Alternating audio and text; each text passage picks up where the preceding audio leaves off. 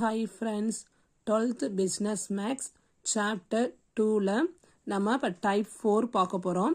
Type 4 ஃபார்முலாவை base பண்ணி நம்ம சம்ஸ் போட போகிறோம். என்ன ஃபார்முலாஸ்லாம் first one integral of sin x dx. Integral of sin x அப்போனா நமக்கு என்ன கிடைக்கும் formula minus cos x plus C. Second one integral of sin ax plus B. எக்ஸுக்கு பதிலாக இங்கே என்ன கொடுத்துருக்கு ax plus B into dx.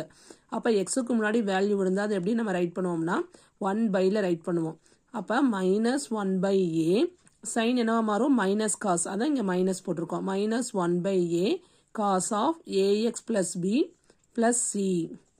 Third one integral of cos x dx. Cos x integral பண்ணால் நம்மளுக்கு என்ன கிடைக்கும் சைன் எக்ஸ் ப்ளஸ் சி. அப்போ சைன்னா மைனஸ் காஸ் எக்ஸ், காஸ்னா sine x. Fourth one integral of cos of ax plus B into dx. அப்போ cos சைனாக மாறும், but எக்ஸுக்கு முன்னாடி என்ன இருக்குது ஏ இருக்குது, அதை எப்படி ரைட் பண்ணுவோம் 1/a காசு என்னவா மாறும் sine of ax plus B plus C. Fifth one integral of secant square x dx.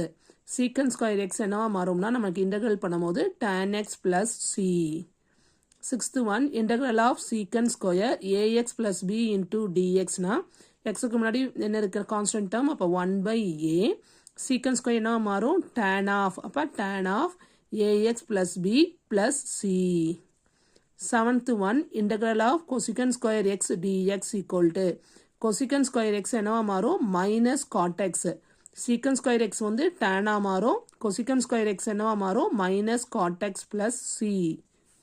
Eighth one integral of cosecant square ax plus b dx equal to அப்போ எக்ஸுக்கு முன்னாடி என்ன இருக்குது ஏ, கொசிக்கன் என்னவா மாறும் மைனஸாக மாறும் மைனஸ் காட், அதனால் முன்னாடி minus 1/a cot of ax plus B plus c. இப்போ இந்த ஃபார்முலாவை பேஸ் பண்ணி தான் நம்ம இந்த எக்ஸசைஸ் செய்ய போகிறோம். ஃபர்ஸ்ட் பாருங்க example sum 2.20 evaluate integral of 2 sin x minus 5 cos x dx னு கொடுத்துருக்காங்க. அப்போ கொஸ்டினை ரைட் பண்ணிக்கிறோம் integral of 2 sin x minus 5 cos x dx. இப்போ இதை நம்ம தனித்தனியாக செப்பரேட்டாக இன்டெக்ரல் பண்ணியிருக்கேன்.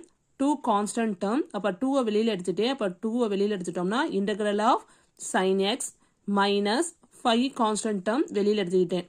செப்பரேட்டாக எழுதும் போது நம்ம dx தனித்தனியாக சேர்த்துக்கணும். அதான் 2 into integral of sin x dx minus 5 constant term வெளியில் எடுத்துட்டேன்.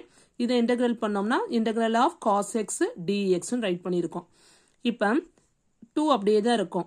சைன் எக்ஸ் அப்படின்னா என்ன கிடைக்கும் நம்மளுக்கு ஃபார்முலா அப்படியே தான் படித்தோம். சைன் எக்ஸ்னா என்னது மைனஸ் காஸ் எக்ஸ், அதான் மைனஸ் முன்னாடி போட்டிருக்கோம். அப்போ மைனஸ் காஸ் எக்ஸ், அப்போ minus 2 cos x minus 5 cos x அப்படின்னா நம்மளுக்கு என்ன கிடைக்கும் இன்டெக்ரல் ஆஃப் காஸ் எக்ஸ்க்கு என்ன ஃபார்முலா சைன் எக்ஸ். அப்போ sine x minus 5 sin x plus c. அப்போ the answer is minus 2 cos x minus 5 sin x plus c. Okay friends, next sum next classல பார்க்கலாம். Bye.